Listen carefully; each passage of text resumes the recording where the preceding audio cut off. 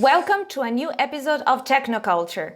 I am Federica Bressan, and today my guest is Jennifer Ngo-Anh, Research Coordinator at ESA, the European Space Agency. Welcome, Jennifer. Hello, everybody. Hi, Federica. Thanks for having me. During the past year, we have heard a lot about ESA's astronaut selection program. Now, the applications have closed. The deadline was June 18th, 2021. This is late July that we're taping this. What can you tell us about the selection so far? How many applications you have received and so on? Yeah, we were actually quite overwhelmed by the number of applications that we received. More than 22,000 people submitted an application to our ESA astronaut vacancy notice. Applications came from all member and associate member states, including Lithuania, which recently became part of our ESA family. After 22,000 applications, more than 7,000 applicants came from France, 3,700 from Germany, and almost 200 from Italy, and almost the same number, 200 from the United Kingdom.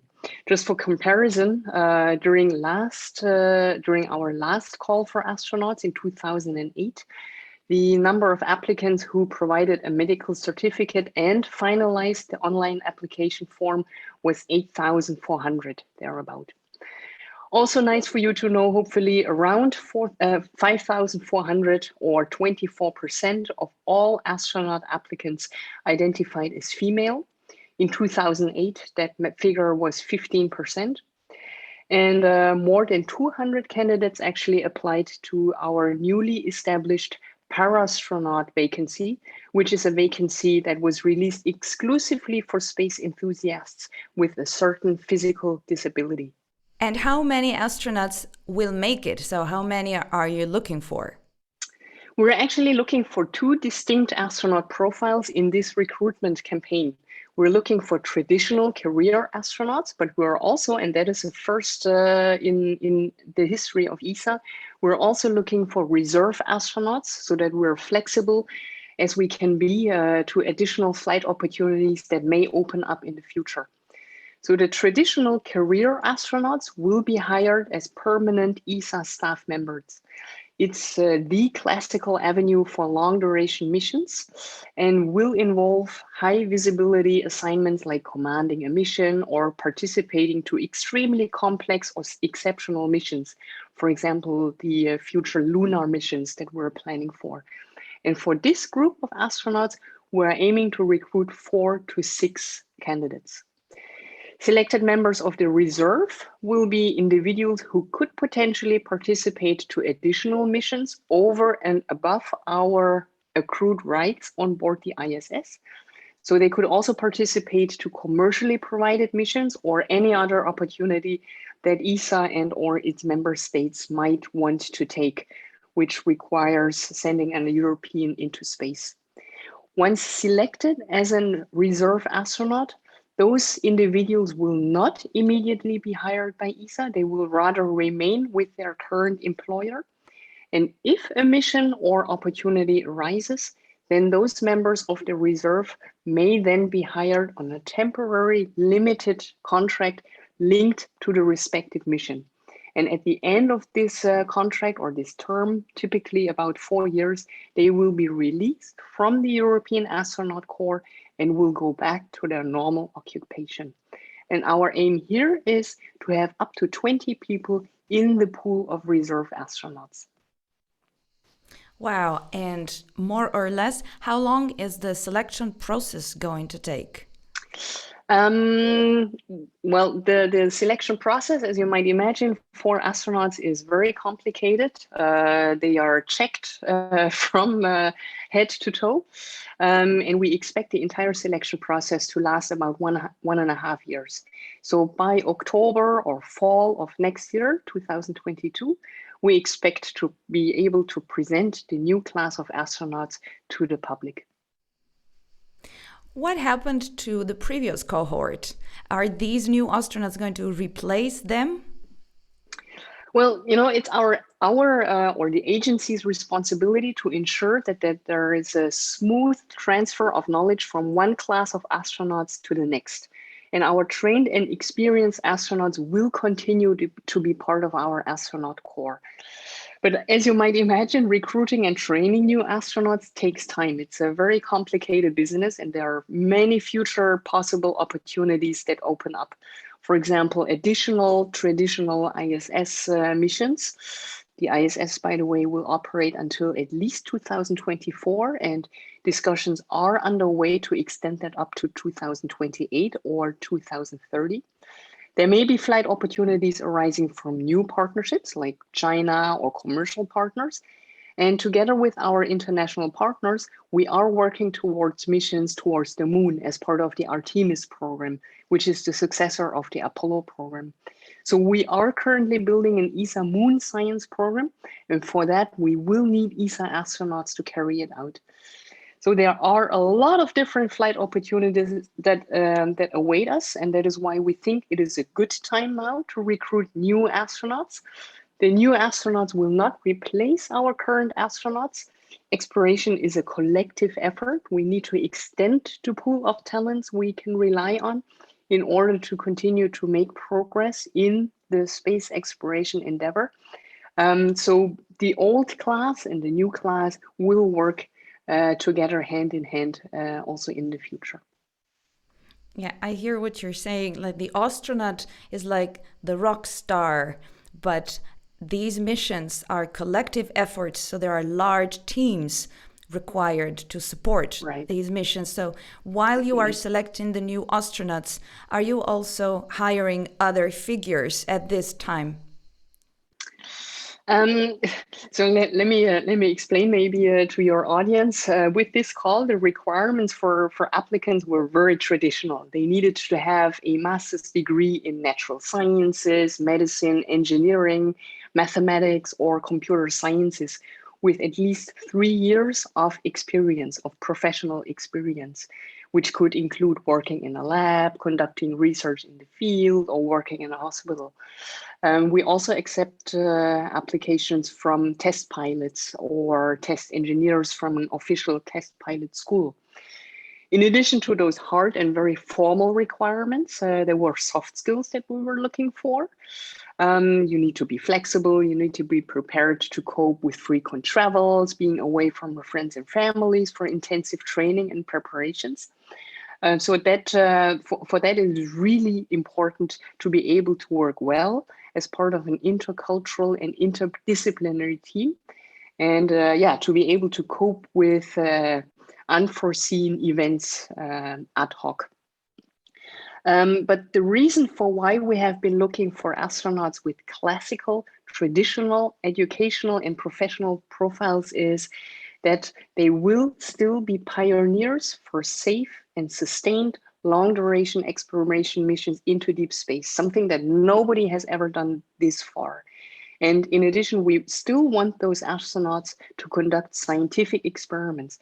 And for that, a background in one of the areas that I mentioned earlier is essential. We're doing a lot of science, and we're not supporting space tourism as a space agency.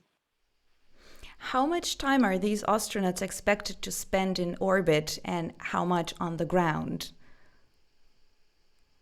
More or less, because we always think, astronauts are up in space, but there is actually a lot of work to be done on the ground also. Maybe the time spent in orbit increases with every generation of astronauts?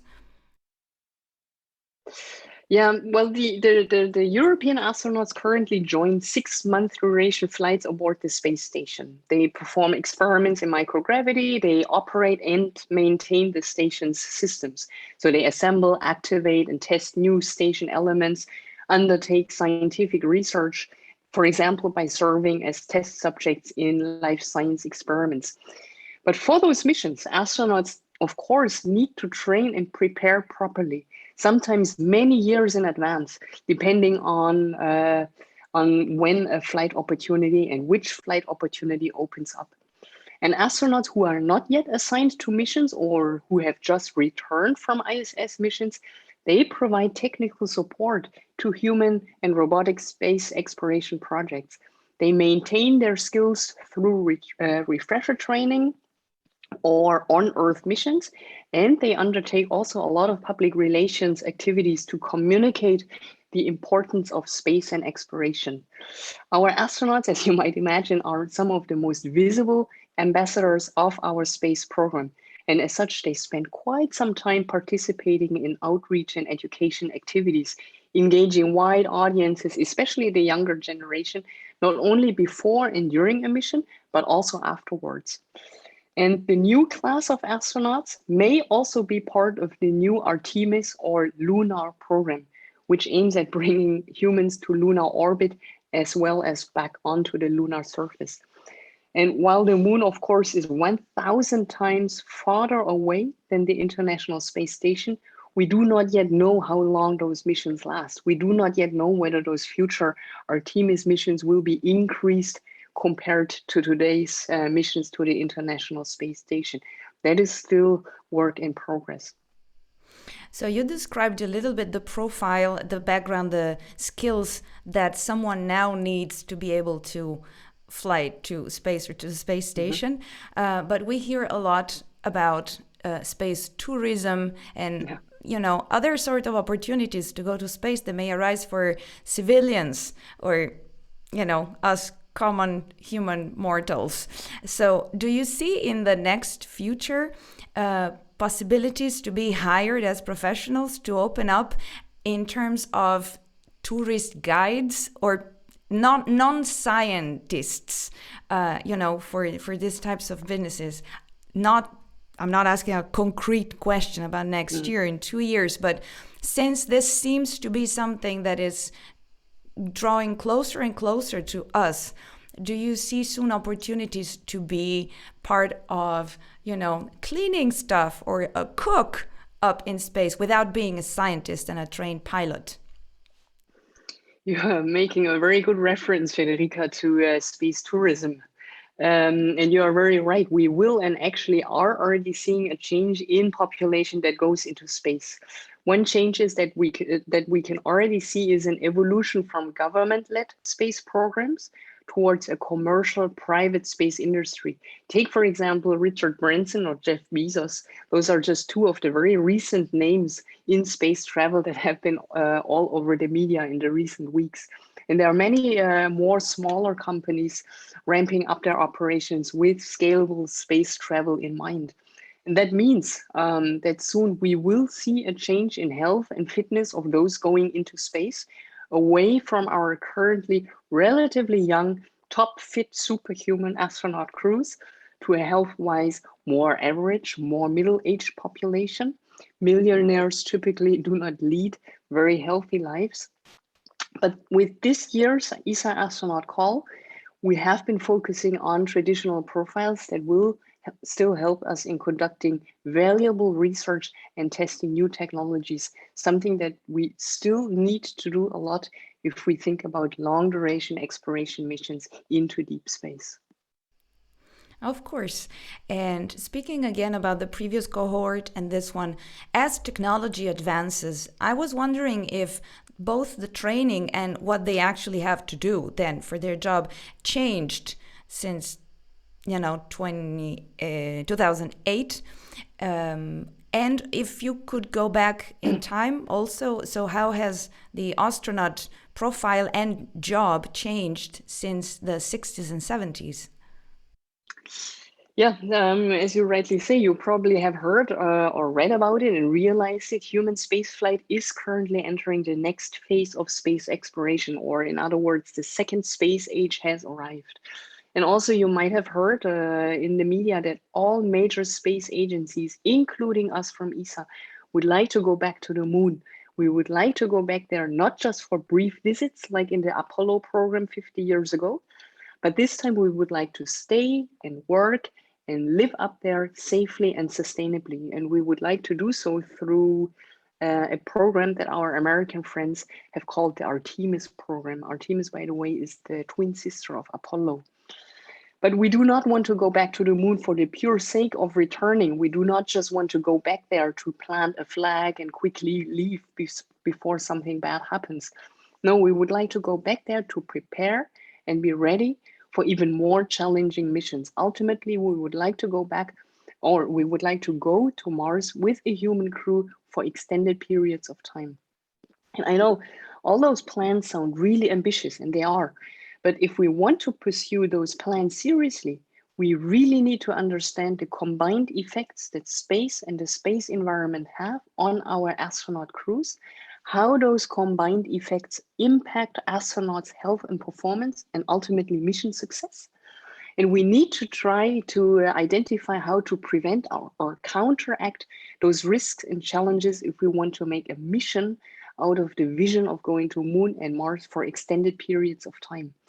And that is what we do with our daily work. And that is what has changed to maybe 10, 20, or even 50 years ago, where the focus was to fundamentally understand what happens to the human body in space. Can we go into space? Is it technically feasible to go into space?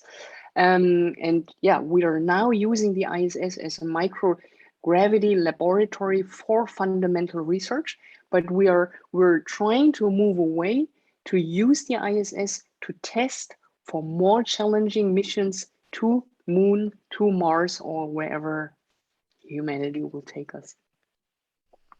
Wow. For the audience, you have mentioned the ISS a number of times so far.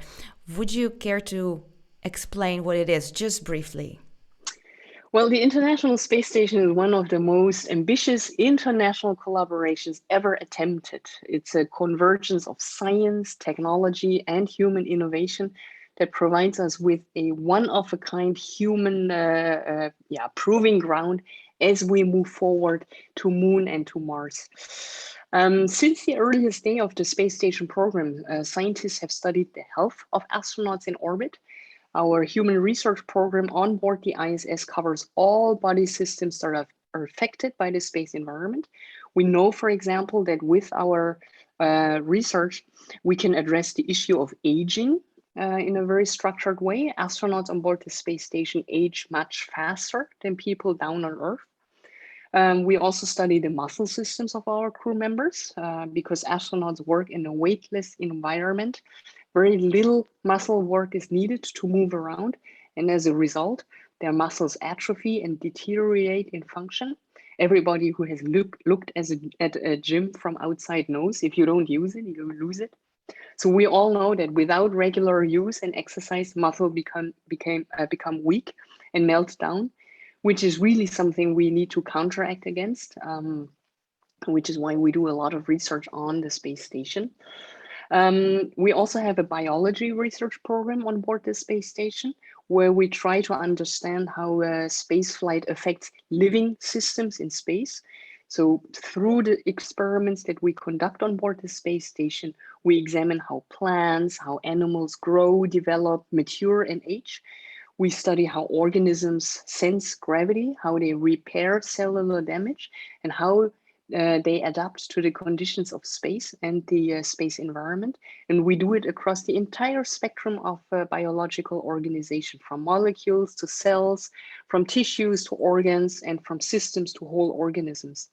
And then just for completeness, our activities also cover physical sciences research. So we are running quite a lot of experiments from the material and fluid physics area on metals, plasma, fluids, and even textiles in space, looking at how materials behave and perform in the space environment with the vision of finding or creating novel materials. All right. So I was just going to ask you about the science that is conducted up in space right now, because it's not all research related to further space exploration. Much of that has an application on Earth. You have mentioned the disciplines, the fields of science. Is there maybe some example that you could give about some specific experiment or study on something related, I don't know, climate change, or some type of textile that serves on Earth, or drugs that could be used for human health on Earth?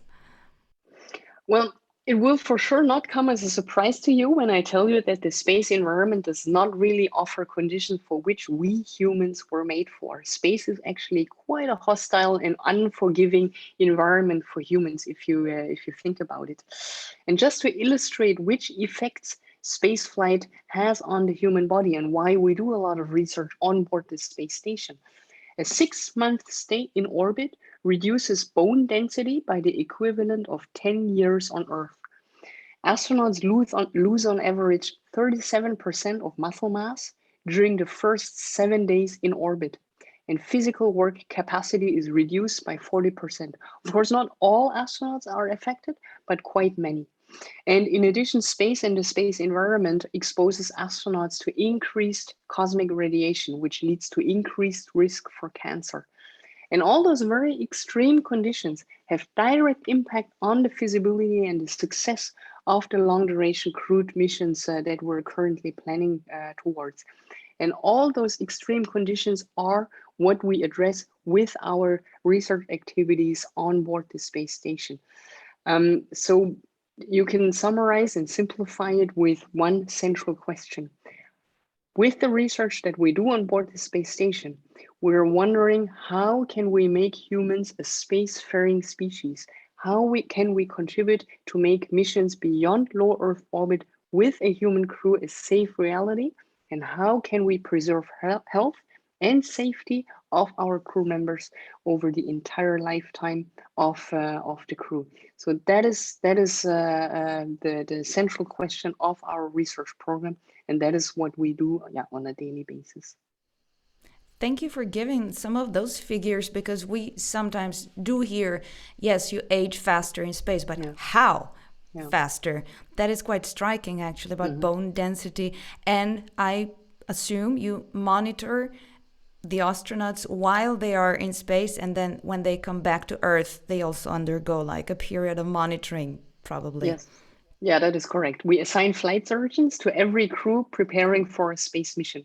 So those doctors are responsible then for the astronauts' healthcare and medical evaluations and training before, during, and after space flight. And during the mission, the flight surgeons, they work in the mission control center and communicate with the astronauts each week. They treat both astronauts in the air and also their friends and family on the ground, often making house calls. Flight surgeons also travel to launch and landing sites to offer medical support. So yes, they are monitored not only while they are on orbit, but also before and after. Your background is in medicine and the neurosciences, so I will ask a follow-up question on the astronaut's health again, and that is the response really subjective? You said not all respond equally, that's to be expected, but is there a great variety in the response? Yeah, there are individual differences between astronauts. That is human, that is natural. And that is why the data that we collect from those crew members when they are on board the space station are only valuable if we compare them to normal baseline or ground reference data. And we usually repeat the same experiment on multiple crew members to iron out individual differences. In the light of all we have said, would you say then that besides being so appealing and sexy as a career opportunity, is it still a high risk career? It is a high risk, but yeah, no risk, no fun. I don't think that any of our astronauts shy away from the flight opportunity. I think you can learn, you can gain a lot from going into space. We have heard just recently from also Richard Branson and Jeff Bezos that, yeah, it changes their view on life on Earth. So yeah, I'm convinced that space station research and missions into space are very valuable. Well, my personal take on that is that for some of us, it shouldn't take a space journey to realize that the planet is fragile and to care about certain things Right. like the environment, etc. But certainly, I would like to go around Earth once, or Yeah. maybe, hey, on a honeymoon to space. That's super nice. Um, you have stressed how all of this is a collaborative effort, like large teams and many countries coming together, not just at European level for ESA, but on a global scale, of course. So I would like to ask you, how do you think this works so well when we see so much friction sometimes at political level among these countries? If you have an idea of why this seems to be working for space exploration, because it's so inspiring, it's such a positive message that countries, nations can come together and cooperate swimmingly to achieve this global goals. Like the ISS is an example of this. Yeah, absolutely. So yeah, space unites us. In space, there are no borders. The International Space Station is a wonderful example of what is possible on an international level across many borders if you just want to. There are no borders inside the ISS either, even if it officially consists of a Russian and an American part. By April of this year, 244 people from 19 countries have visited the International Space Station. And one reason for why I am and why I was drawn to ESA is because I like the international collaboration aspect of this project. Every country is so different and has its specific identity and priorities. But in the space area, everybody is working together towards one shared ideal. And if we ever manage to leave our planet and explore deep space, it will be because we will have been able to set aside our nationalistic interests in favor of a shared vision. And if you let me tie back to the parastronaut program that you mentioned before, which reflects clearly the values of a society, inclusivity, provided that everyone can give a contribution to the space mission. And this is the first program of its kind. Would you like to say two more words about it? What kind of disabilities and what kind of other requirements they still need to meet to apply? Right. So the ESA Parastronaut initiative is a pilot project. So we have been looking for individuals who are psychologically, cognitively, technically, and professionally qualified to be an astronaut, but have a physical disability that would normally prevent them from being selected. But we are ready to invest in the necessary adaptations of space hardware to enable that those otherwise excellently qualified professionals can serve as crew members to future missions. There are many unknowns ahead of us. The only promise that we can make today is the one that we are seriously, dedicatedly, and very honestly attempting to clear the path to space for an astronaut that would normally not be able to fly. And along the way, we expect that the parastronaut project will bring innovations and other benefits to safety and efficiency of future crew members. So we hope to also learn a lot in that through that project and along the way. On a closing note, we all see how these things are going to happen. It's of course not easy, but it seems just a matter of time that we'll go back to the moon to stay, etc. And it's just so funny that we almost couldn't get Zoom to work at the beginning of this conversation. How is that possible? But that's to the audience. That's because I'm not very clever when it comes to IT. Oh, no, that can't totally be. not Federica's fault. Oh, no, that can't be. It's just the technology does not collaborate. Anyway, they don't use Zoom to talk to astronauts on the ISS, do they? No, they use a direct sort of phone link to talk and stay in touch with our astronauts. Very well. I thank you so much for your time today. You shared so much information. It's so interesting. And all the best of luck to all the applicants that applied and through the selection process in the next years. Maybe one last question, which is about the selection process, how it was advertised. It seemed to want to encourage as many people as possible to apply. Apply. If you have a doubt that you may be fit or not, try and check, like apply. You were really calling for as many people as possible to apply. And you said the response has been huge because it was more than twofold what you had last time. I was just wondering, since the selection process takes lots of resources, etc., and many people may not have the clearest idea of what they're getting themselves into in such career, why were you so open to draw in so many people? Weren't you afraid that you would be getting a lot of noise, or how? What was the rationale behind that type of advertisement? That was one risk that we were aware of. We, of course, knew that through our very intense promotion campaign, we would also attract a lot of applications from candidates who are not yet qualified. But that didn't scare us away. We did promote the call because we are looking for a very broad and diverse pool of talents. We're not focusing on one specific type of character, one specific type of profile. We have been able to show in the past through our experience on board the space station that crew members and crews actually work best together when they can draw from a very diverse pool of qualifications and talents. We hope that this will also be reflected in the pool of astronauts that we are now selecting for the new class of astronauts. We will narrow the pool down. It will be tough, it will be challenging, but we're taking it step by step.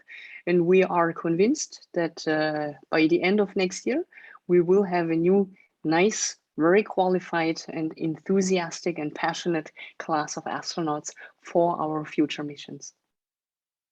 Thank you. That's very nice to bring this home, stressing the values behind this large-scale human endeavor, collaboration, the international dimension, inclusivity, and that you get more out of diversity, diverse pool of talents, not just one narrow profile of the superhuman astronaut we'll have in mind. That's all very nice. Thank you for this nice conversation, and hope to speak to you again one day.